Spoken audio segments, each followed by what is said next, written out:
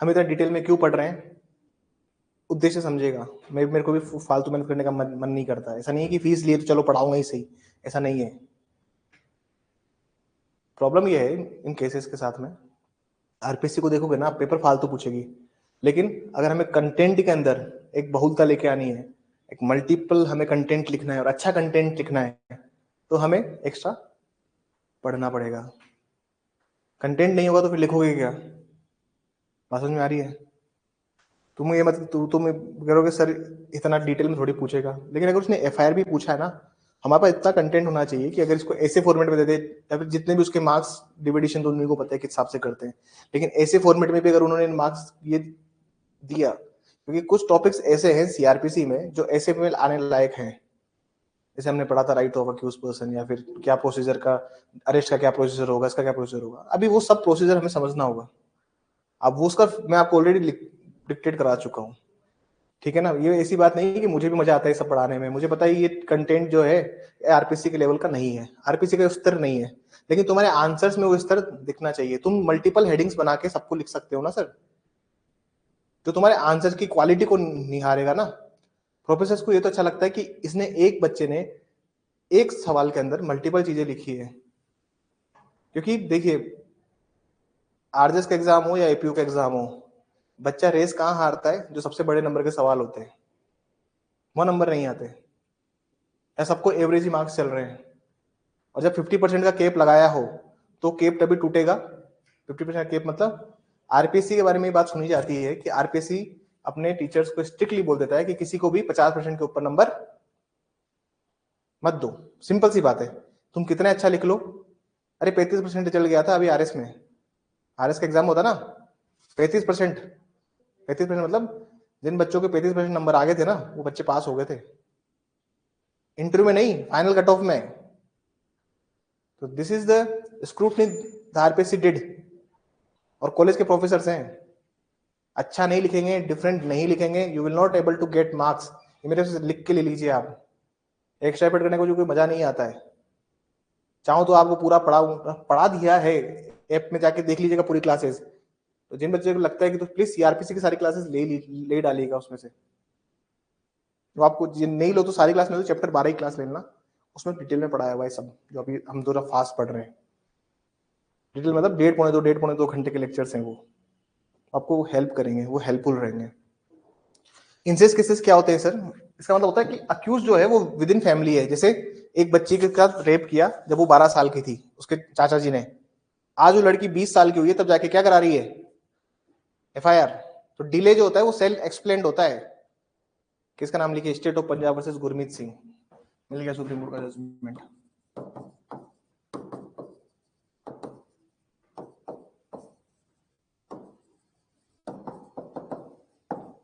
भाई एफआईआर दर्ज कराने में जो डिले होता है ना, जो विलंब हो रही है रिपोर्ट को दर्ज कराने में, उसमें हमें लिखना है।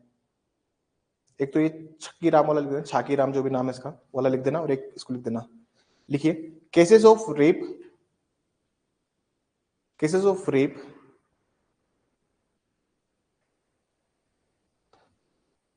इन delay of lodging FIR, in delay of lodging FIR, प्रथम सूचना रिपोर्ट, प्रथम सूचना रिपोर्ट, प्रथम सूचना रिपोर्ट, प्रथम सूचना रिपोर्ट, बलात्संग के मामले में प्रथम सूचना रिपोर्ट, बलात्संग के मामलों में, बलात्संग के मामलों में, बलात्संग के मामलों में देरी होने का कारण, देरी होने का कारण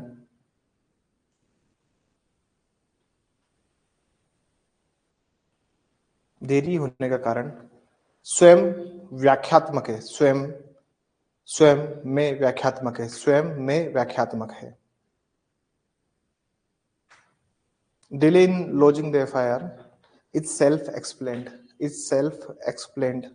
बहुत सारी चीज होती है सर, सोशल स्टिग्मा होता है ना, एक सामाजिक डर होता है, एक अक्यूज को, विक्टिम को क्या क्या डर होता है सर, पीड़िता को क्या क्या डर होगा कि परिवार टूट जाएगा, आज चाचा और पापा में इतना प्यार है खत्म हो जाएगा, पारिवारिक बिल्कुल परिवार जो है वो किस स्तर पे आ जाएगा, या फिर पिताजी ने कुछ उधार लिया हुआ है चाचा जी से, अगर पता लग गया तो फिर परिवार में वो संबंध खत्म हो जाएंगे।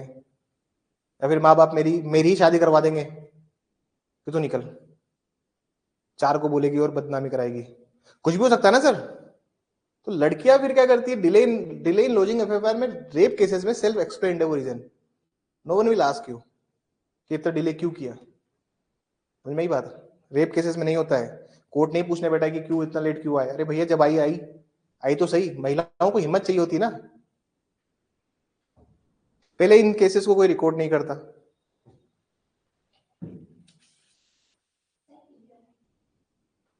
नाइनटीन 1996 है इसका ईयर, सुप्रीम कोर्ट का जजमेंट है ये।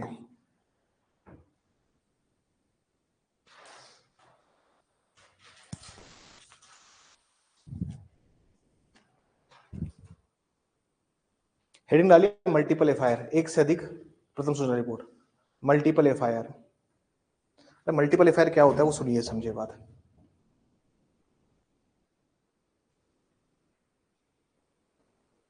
बहुत सारे इंसिडेंट देश में से हो जाते हैं जहां मल्टीपल एफआईआर दर्ज होती है लोगों के ऊपर, जैसे नुपुर शर्मा, जैसे रिया चक्रवर्ती, जैसे अर्णब रंजन गोस्वामी, ये सब क्या है, जैसे तुमने आज किसी आदमी के अगेंस्ट, जैसे राहुल गांधी के ऊपर भी मल्टीपल एफआईआर दर्ज हो गई थी when he give statement against Modi community.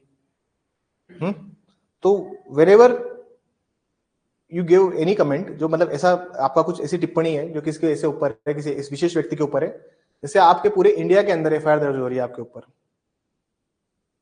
तो सुप्रीम कोर्ट की क्या गाइडलाइंस है, किसका नाम लिख ले मल्टीपल एफआईआर में।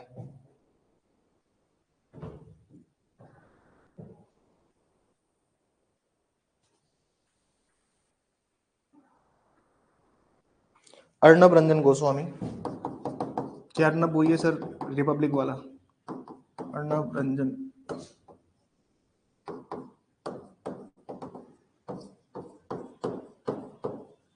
Arnab Ranjan Goswami versus union of India, this is 2020 I believe, yes 2020 का जजमेंट है। लिखिए इसमें, no subsequent FIR in respect of same और no subsequent FIR in respect of same और connected cognizable offenses और connected cognizable offenses। कोई भी पश्चातवर्ती प्रथम सूचना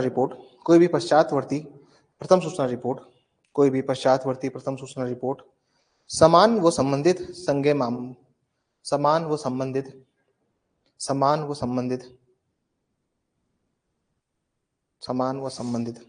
संज्ञेय अपराधों के मामलों में नहीं होगी, समान व संबंधित संज्ञेय अपराधों के मामलों में नहीं होगी, समान व संबंधित संज्ञेय अपराधों के मामले में नहीं होगी। मतलब सब्सिक्वेंट एफआईआर एक ही चीज के ऊपर थोड़ी स्टेटमेंट सब एफआईआर फाइल करोगे, सॉरी सुप्रीम कोर्ट की गाइडलाइन सही है।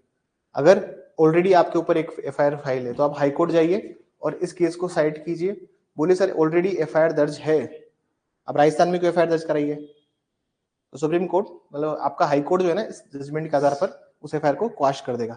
क्वाशिंग ऑफ एफआईआर को भी सुन लीजिए, क्वाशिंग ऑफ एफआईआर को निरस्त करने की जो शक्ति है वो किसके पास है, हाई कोर्ट के पास है, और ये एक इनहेरेंट पावर है, कहीं दी हुई नहीं है, लेकिन एक अंतर्निहित शक्ति है उच्च न्यायालय के पास, ठीक है ना। तो हाई कोर्ट भी चाहे तो वो इसको एक्सरसाइज करके क्वाशिंग हो सकती है एफआईआर की, ठीक है। आगे लिखिए, हावेवर हालांकि प्रति दावा या प्रति मामले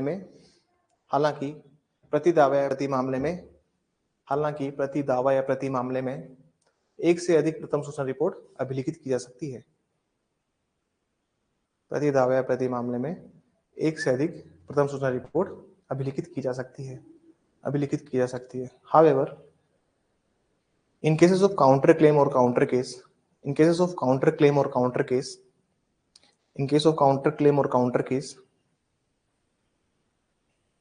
one or more FIR can be lodged one और मोर एफआईआर कैन बी लॉन्च्ड। ठीक है, हेडिंग डाली क्रॉस एफआईआर। अब क्रॉस एफआईआर को क्रॉस एफआईआर लिख देना सर, क्रॉस एफआईआर को क्रॉस एफआईआर लिख दीजिएगा प्लीज, ठीक है ना, क्रॉस एफआईआर। केस का नाम लिखिए, इसमें बहुत सारे केसेस हैं। सर पुलिस कस्टडी में इफेक्ट पड़ेगा इसका? किस चीज का? हाँ पड़ता है। अरे सर इसमें इसमें मत एंटर कीजिए, इसमें सवाल मत पूछिए। हाँ नहीं सवाल मत पूछिए, सवाल पूछेंगे तो फिर आपको बताऊंगा कि हाँ।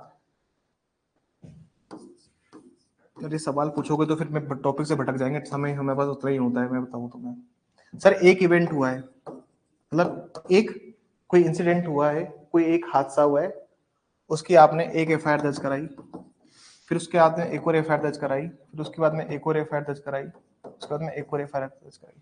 मल्टीपल एफआईआर जो होती है ना, एक से अधिक अगर प्रथम सूचना रिपोर्ट है, उसका क्या प्रभाव होता है, उसका प्रभाव सुन लीजिए।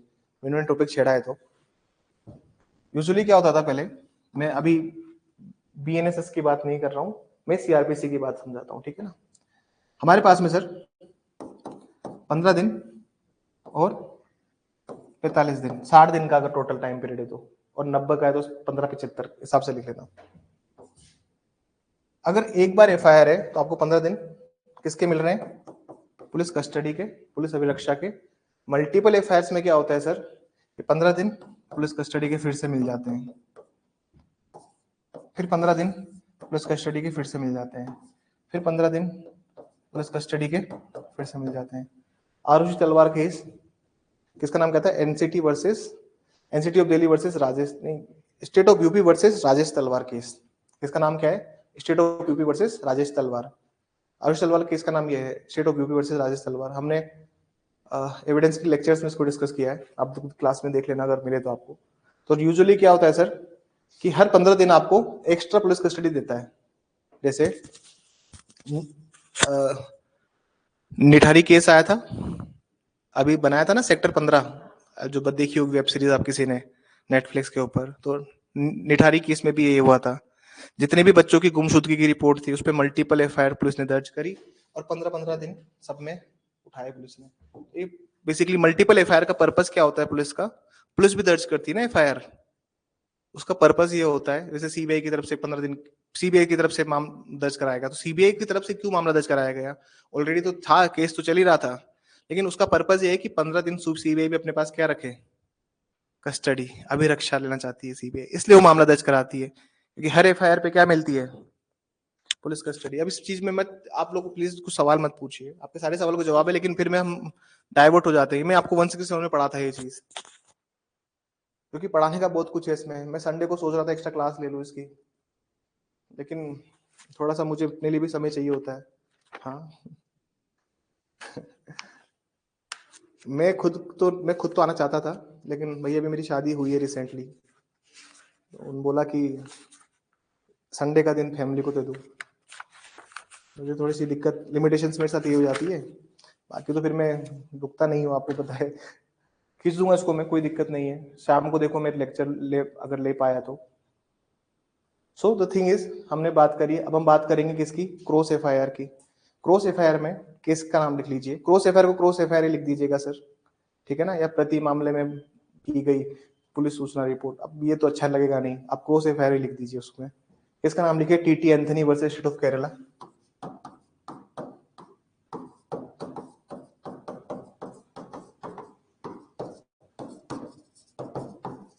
इसका नाम लिखिए please, TT Anthony versus state of Kerala. Mohammad Yusuf versus Pak Jang, इसका लैंडमार्क जजमेंट है क्रॉस एफआईआर का। बोला क्या है, मैं एक साथ सारे लिखवा दूंगा आपको। सुप्रीम कोर्ट का जजमेंट है, मोहम्मद अफाक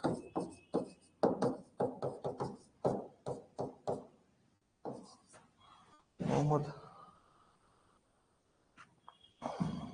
एक सेकंड, मोहम्मद यूसुफ वर्सेस फाकजर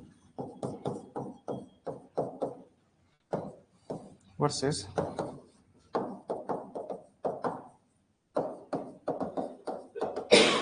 अफाक जहान 2006।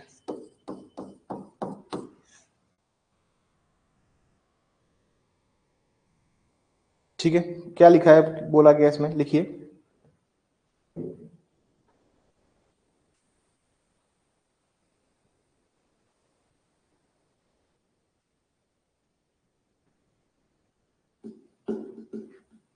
जैसे मान लीजिए, और केस का नाम अगर लिख दिया हो तो समझने की कोशिश कीजिएगा, मैं थोड़ा समझाना चाहता हूँ।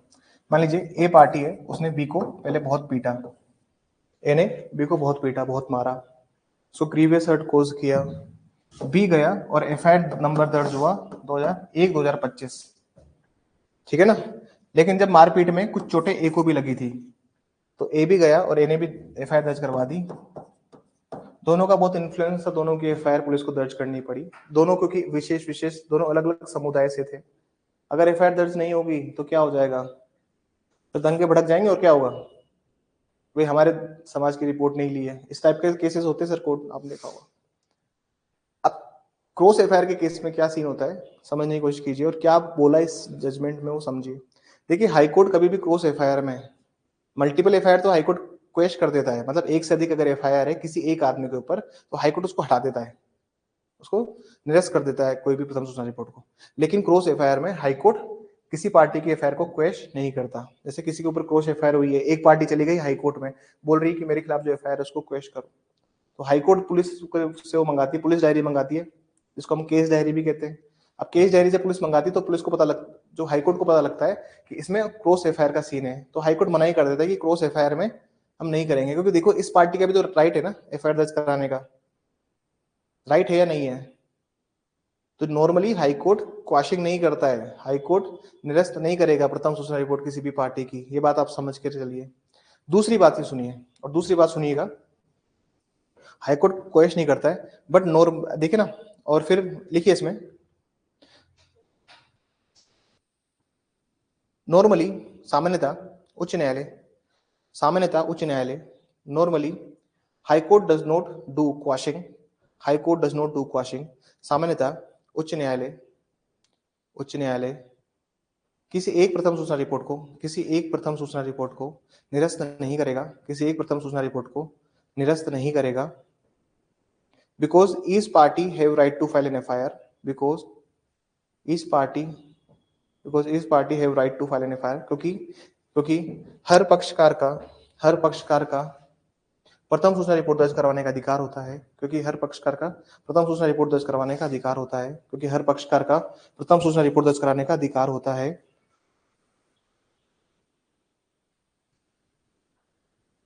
Rather, it can order joining of two cases. Rather, it can order joining of two cases. बल्कि बल्कि न्यायालय, बल्कि न्यायालय, बल्कि न्यायालय दोनों मामलों को, दोनों मामलों को, दोनों मामलों को संयुक्त रूप से, संयुक्त रूप से, संयुक्त रूप से संयोजित कर देता है, दोनों मामलों को संयुक्त रूप से संयोजित कर देता है, संयोजित कर देता है।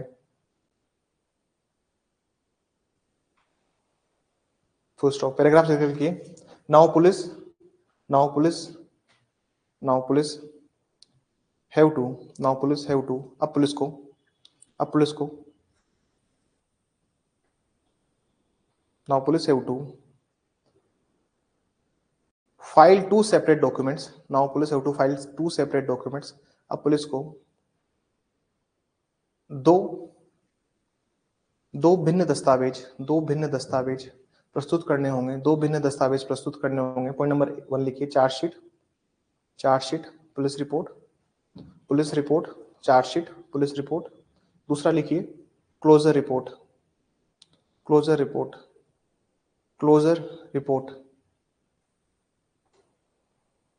अंतिम रिपोर्ट, अंतिम रिपोर्ट, अंतिम रिपोर्ट। मतलब इन केसेस में क्या होता है सर, अब पुलिस ऑफिसर जब इन्वेस्टिगेशन कंक्लूड कर लेंगे अपनी, तो वो एक तो फाइल करेंगे, एक तो क्या फाइल करेंगे सर, यस, एक चार्जशीट आएगी भाई, जिसके खिलाफ मामला बनता है, और जिसके खिलाफ मामला नहीं बनता उसके खिलाफ क्या जाएगा, क्लोजर रिपोर्ट, जिसको अपन एफआर भी कहते हैं, उसका एक और नाम है FR, final report, closure report, अंतिम रिपोर्ट, बहुत सारे नाम है, ठीक है ना sir. This is the case of cross FIR. Question लिखिए, it is mandate to launch the FIR, it is mandate to launch FIR, क्या प्रथम सूचना रिपोर्ट को दर्ज करवाना आज्ञापक है, क्या प्रथम सूचना रिपोर्ट को दर्ज करवाना आज्ञापक है, क्या प्रथम सूचना रिपोर्ट को दर्ज करवाना आज्ञापक है। 3 जजमेंट्स आपको इसमें लिखने होंगे। जिनको भी जजमेंट्स की पूरी डिक्टेशन चाहिए इस टॉपिक के ऊपर, जिसको भी जजमेंट के ऊपर पूरी डिक्टेशन चाहिए, नोट्स रेफर कर लीजिएगा, ठीक है ना। स्टेट ऑफ हरियाणा, किसका नाम लिखिए please. State of Haryana versus Bhajanlal and others. पहला केस तो ये लिखना है सर आपको, और सीधे लाइन से लिखना, Bhajanlal and others. This is 1992 supreme court. इनको लाइन से ही लिखना सर, ठीक है ना, जैसे लिखवा रहा हूं वैसे लिखना। अंदर का कंटेंट क्या है, अंदर का कंटेंट क्या है वो क्लास में लिखवाया है, ऊपर जाके पढ़ लीजिएगा क्योंकि बहुत लंबी क्लास हुई थी इसकी, तो वहां पे लिखवा दिया है मैंने सारा कंटेंट। बस आप लोग केस लोग लिख लीजिए कि उनको लाइन से लिखना है। State of Haryana versus Bhajanlal and others. मैं जोर से मैं एक बार रिसाइट कर देता हूँ कि क्या कहा था सुप्रीम कोर्ट ने, आप चाहें तो अपने हिसाब से नोट कर लीजिएगा। ये सुप्रीम कोर्ट ने सिंपल से कहा था कि भाई पुलिस ऑफिसर ड्यूटी बाउंड है, कर्तव्य रूप से बाध्य है कि उसको दर्ज करनी पड़ेगी, ठीक है ना, और दर्ज करके रिपोर्ट सेंड करनी पड़ेगी, अकरेंस रिपोर्ट करके, अकरेंस रिपोर्ट दर्ज करके जो भी सूचना हुई है, जो भी घटना हुई है, उस घटना की सारी रिपोर्ट मजिस्ट्रेट साहब को देनी होगी तुरंत प्रभाव से। अभी एक सवाल पूछा था मैंने टेस्ट के अंदर, जुडिशियल मजिस्ट्रेट कैसे इंश्योर करेगा राइट ऑफ अरेस्ट पर्सन को, उसमें भजनलाल लिखना, इसमें आपको भजनलाल लिखना है और उसमें जो गाइडलाइंस है उसको लिखनी है। इसके बाद जो केस आया सुप्रीम कोर्ट में, वो केस था Ramesh Kumari versus NCT of Delhi.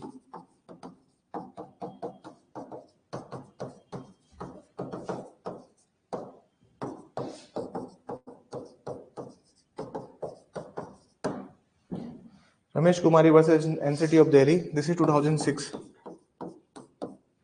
Supreme court.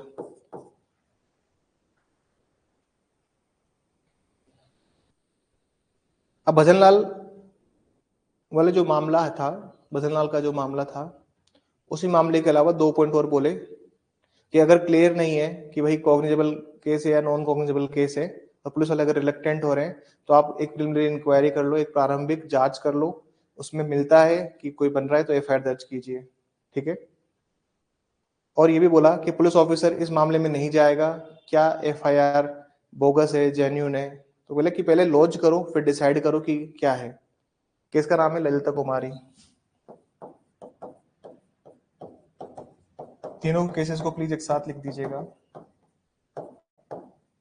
Lalita Kumari versus government of UP. State of UP नहीं है, ठीक है ना, गवर्नमेंट ऑफ यूपी नाम है इसका, government of UP and others.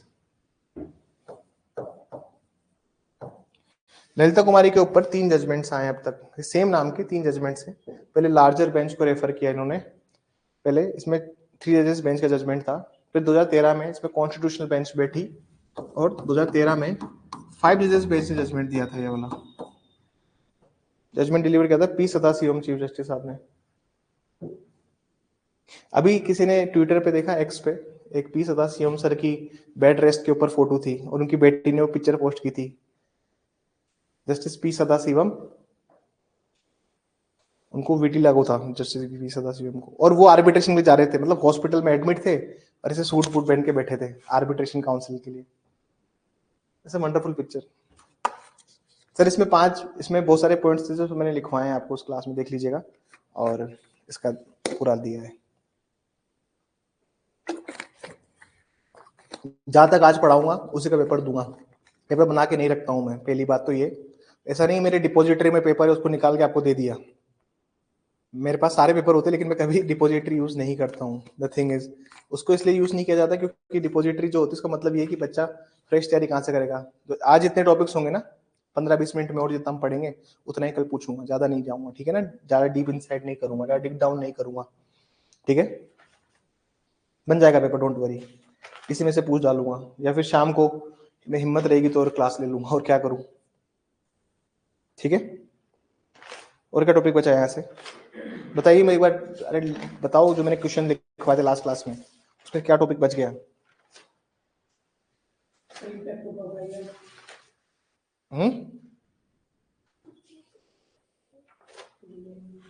अरे बताइए क्या बच गया, ऑनलाइन वाले बच्चे बता सकते हैं, ऑफलाइन वालों ने सारी जिम्मेदारी नहीं उठा रखी है। क्या बच गया, आप थे लास्ट क्लास में। हाँ तो कुछ सवाल लिखवाए थे मैंने लास्ट क्लास में जाते जाते। 0 FIR बची हुई है, ठीक है। 0 FIR, FIR रद्द करना, ओके।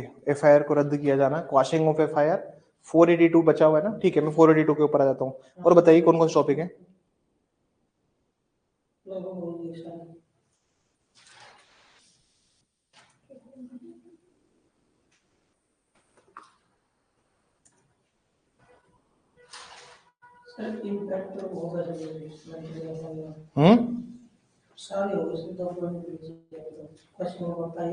और 0 FIR, दो ही तो बचे होंगे ना।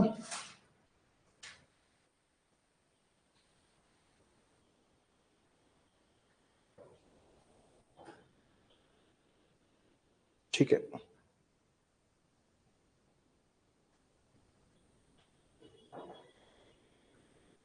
जो बहुत लैंडमार्क जजमेंट है उसको लिख लीजिए। Balwant Singh,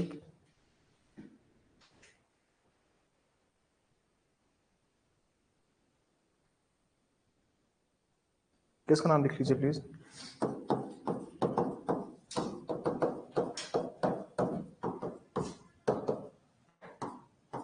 versus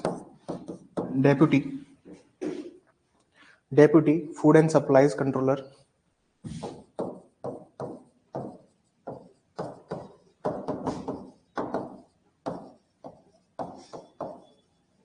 deputy food and supplies controller Amritsar, Amritsar. This is 1974।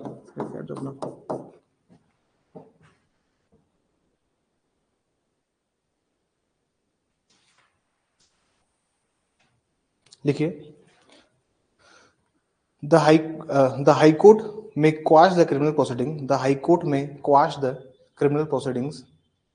उच्च न्यायालय दांडिक प्रक्रियाओं को निरस्त कर सकता है, दांडिक प्रक्रियाओं को निरस्त कर सकता है।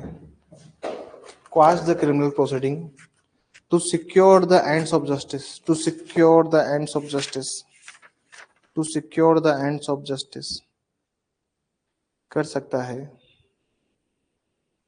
यदि न्याय के उद्देश्यों की प्राप्ति के लिए आवश्यक हो तो, यदि न्याय के उद्देश्य की प्राप्ति के लिए आवश्यक हो तो, यदि न्याय के उद्देश्य की प्राप्ति के लिए आवश्यक हो तो।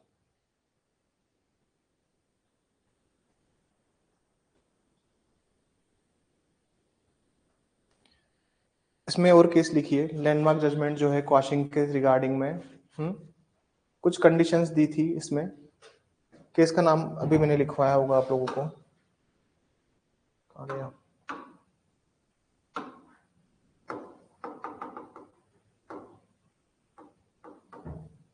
दोबारा लिख लीजिए, कुछ नहीं है। केस का नाम लिखिए, एक और लैंडमार्क जजमेंट है क्वाशिंग ऑफ एफआईआर के ऊपर, भजन लाल वर्सेस स्टेट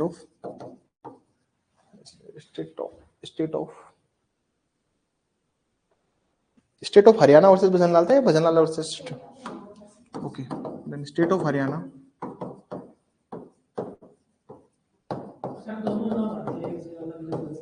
नहीं, अलग अलग है दोनों, मतलब स्टेट ऑफ हरियाणा अपील में गई है सुप्रीम कोर्ट 192। सर इसमें 4 कंडीशंस बताई थी। पहली कंडीशन लिखी जल्दी से, ये टॉपिक उसमें नहीं करवाया मैंने, ये टॉपिक नहीं हुआ ना उसमें एपी वाले बैच में कवर, हामिद वहां नहीं करवाया ना ये क्वाशिंग के ऊपर। इसमें लिखिए 7 पॉइंट्स कोर्ट ने बोले, चलो 7 पॉइंट्स पर जल्दी से डिक्टेशन ले लो। पहला पॉइंट लिखिए, whether the allegations in FIR, क्या एफआईआर, हिंदी मीडियम वाले बच्चे प्लीज एफआईआर लिख लीजिएगा, थोड़ा जल्दी लिखवाना है। क्या एफआईआर में किए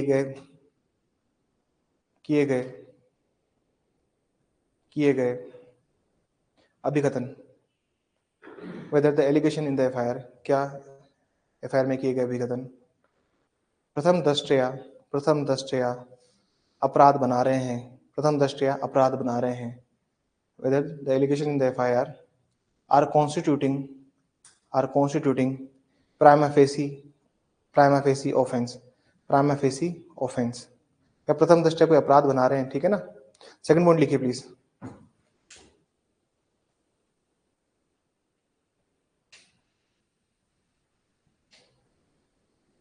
इसमें लिखिए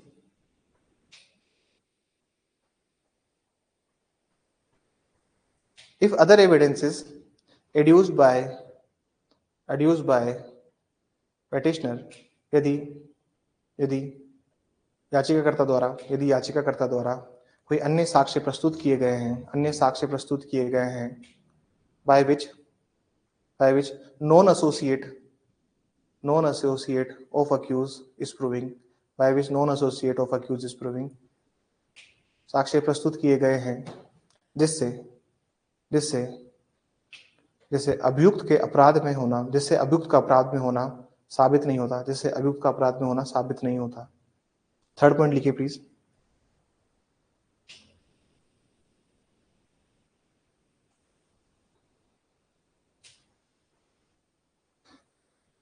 When statement in FIR, जहां कहीं भी FIR में किए गए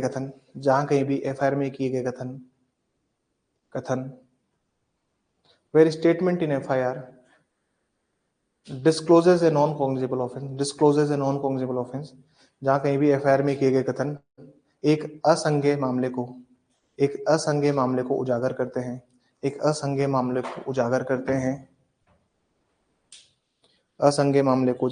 हैं, पॉइंट नंबर थर्ड लिखिए, पॉइंट नंबर फोर्थ लिखिए।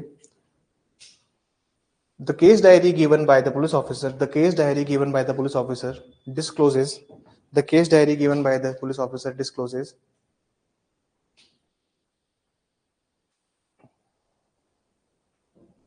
केस डायरी लिखिएगा प्लीज, ठीक है ना।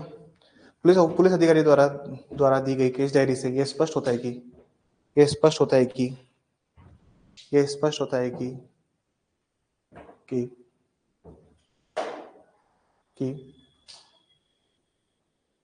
साक्ष्य अनुपस्थित हैं। The case diary given by the police officer suggested that there is no evidence। पांचवा पॉइंट लिखिए।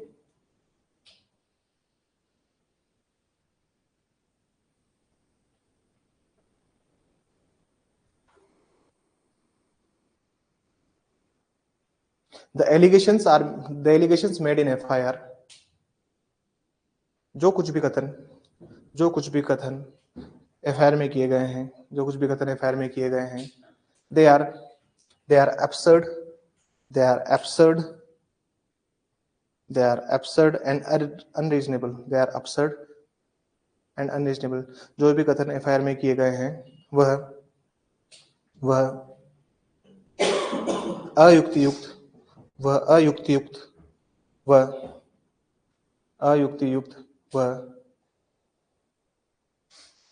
वह बेतुके हैं।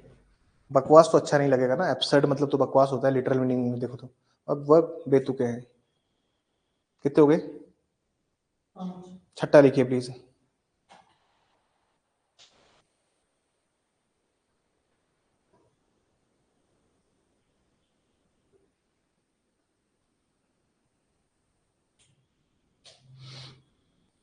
Where the criminal proceedings with the mala fide intention, जहां कहीं भी डांडिक प्रक्रिया दुराशय द्वारा की गई हो।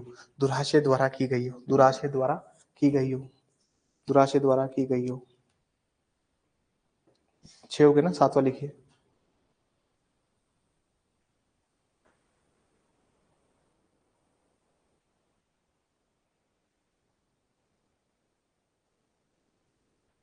जहां कहीं भी सही था में कोई अन्य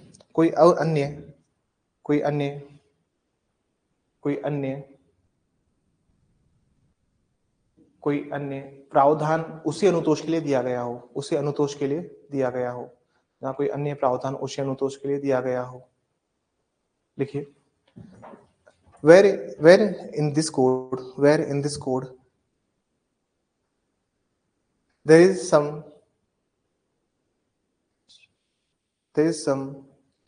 other redress is available,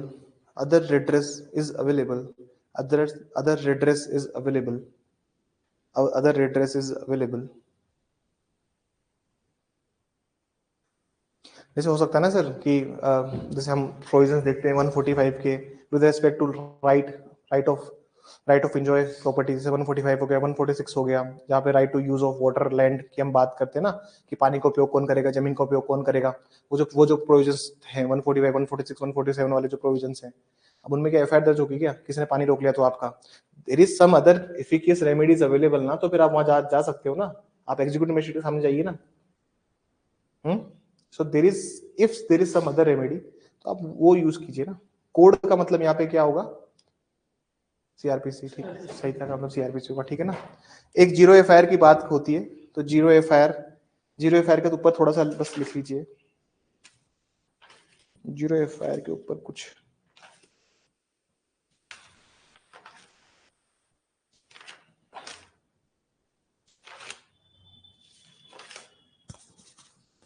multiple FIR, cross FIR,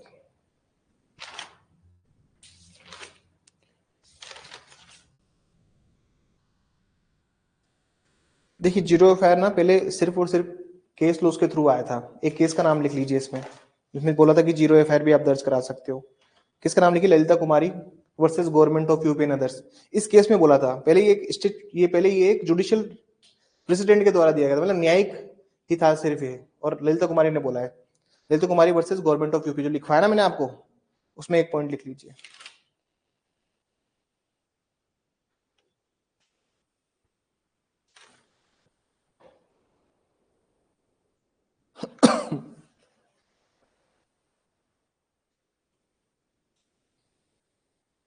zero FIR के ऊपर एक पॉइंट लिख लीजिए यार, दो पॉइंट मुझे मिल नहीं रहा, लेकिन the case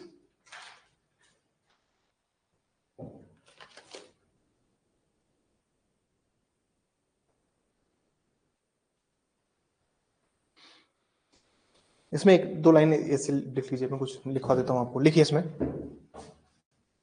in this case the court held that इस मामले में उच्चतम न्यायालय ने अभिनिर्णय किया कि इस मामले में उच्चतम न्यायालय ने अभिनिर्णय किया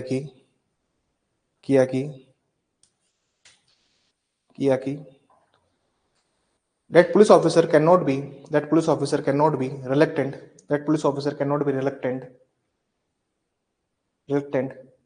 in lodging of FIR, किया कि पुलिस अधिकारी प्रथम सूचना रिपोर्ट अभिलिखित करने के मामले में पुलिस अधिकारी प्रथम सूचना रिपोर्ट अभिलिखित करने के मामले में अनिच्छुक नहीं हो सकते where the case is related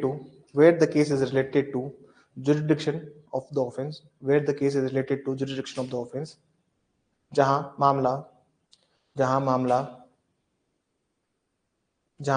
अधिकारिता से संबंधित हो, rather the police officer can lodge and zero FIR, the police officer can lodge and zero FIR, which may be forwarded to the concerned police station,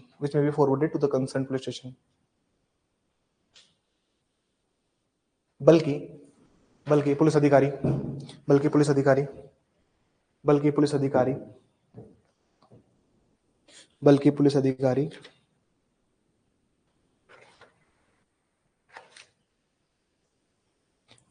अधिकारी एक zero FIR को zero लिख दीजिएगा, शून्य एफआईआर तो सब सुना नहीं कभी मैंने, जीरो एफआईआर ही बोलते हैं सब लोग, नॉर्मली कोर्ट की प्रैक्टिस भी हुई है, जीरो एफआईआर लिखोगे कोई चलेगा। जीरो एफआईआर अभिलिखित करके उसको संबंधित पुलिस थाने में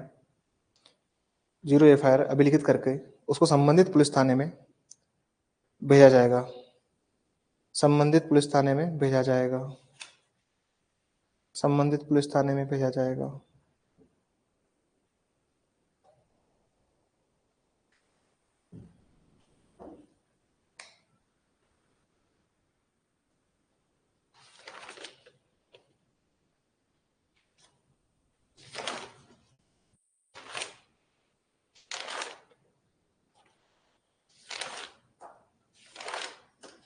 ठीक है,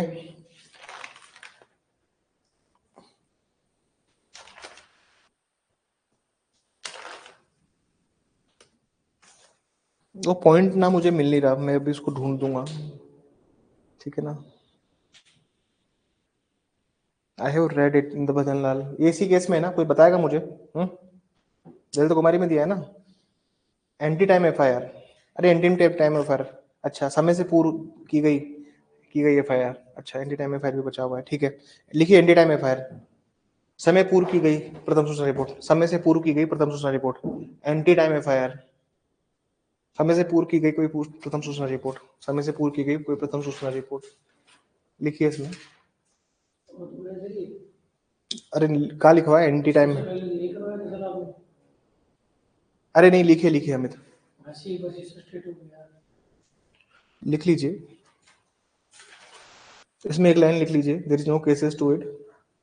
एंटी टाइम एफआईआर का मतलब क्या होता है कि सर इंसिडेंट तो हुआ है 5 बजे और एफआईआर दर्ज हो गई है, उसको बोलते हैं एंटी टाइम एफआईआर। देखिए there is no relevancy to the ante time FIR, समय से पूर्व अभिलिखित की गई, समय से पूर्व अभिलिखित की गई प्रथम सूचना रिपोर्ट का कोई महत्व नहीं होगा, समय से पूर्व अभिलिखित की गई प्रथम सूचना रिपोर्ट का कोई महत्व नहीं होगा। There is no relevancy to the anti-time FIR. It creates the great lacuna in the eye of investigation officer and the fairness of justice. It creates a great lacuna in the eyes of the justice.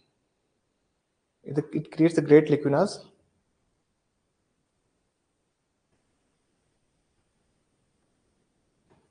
to the investigation. क्या लिखा है? Great lacunas in the eyes of investigation agency and fairness of justice. In the and fairness of justice. ठीक है, लिखिए इसमें।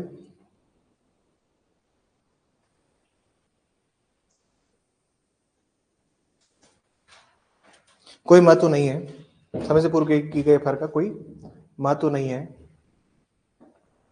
और इसकी कोई सुसंगतता नहीं होगी, और इसकी कोई सुसंगतता नहीं होगी। यह यह यह अन्वेषण प्राधिकारी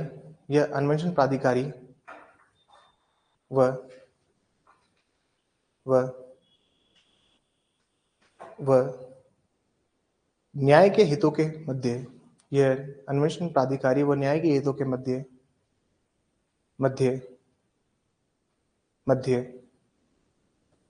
उद्देश्यों को विफल करता है, के मध्य उद्देश्यों को विफल करता है।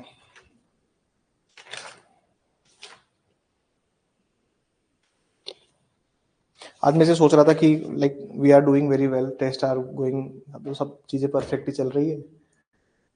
फिर मैं सोचता हूँ कभी कभी, आज मैंने ऐसे सोच रहा था मैं, भैया एग्जाम तो 4 महीने बाद है, वाई वी आर इन सो हरी, इसका आंसर सिंपल सा है सर, इसके हम जल्दी में क्यों हैं, मैं क्यों चाहता हूँ सीआरपीसी, आईपीसी और बाकी जितने भी सब्जेक्ट्स हम उसको उतना ही डिटेल में करें जितना हम इसमें कर रहे हैं। ये मेंस की पढ़ाई अलग होती है, मैं क्यों चाहता हूँ हम ऐसे पढ़ें, उसका एक सिंपल और बेसिक रीजन ये है कि मैं चाहता हूँ मल्टीपल टाइम कोर्स रिवाइज हो, मल्टीपल टाइम आप पेपर अटेम्प्ट करके निकले, आपके हाथ तैयार हो एग्जाम के लिए, वो रुकना नहीं चाहिए। That is my only aim, ठीक है ना। तो मैं कहाँ से कहाँ तक दूंगा, मैं 154 से लेकर 160 तक दूंगा, ठीक है ना। कल वाले टेस्ट में इतना ही पार्ट आएगा, ठीक है ना। तो उसके बाद जो नेक्स्ट डे होगा ना, कल टेस्ट होगा, उसके बीच में पढ़ाऊंगा पहले, फिर टेस्ट लूंगा, ठीक है ना। तो 12 से 2 जो टेस्ट होता है उसमें पढ़ा दूंगा, पेपर घर जाके देना, ठीक है। जो बच्चे ऑफलाइन आते हैं घर, वो घर जाके देना पेपर अपना, क्लास होती है, मेरे साथ कुछ लिमिटेशन है, 2 बजे से मेरा लेक्चर स्टार्ट हो जाता है।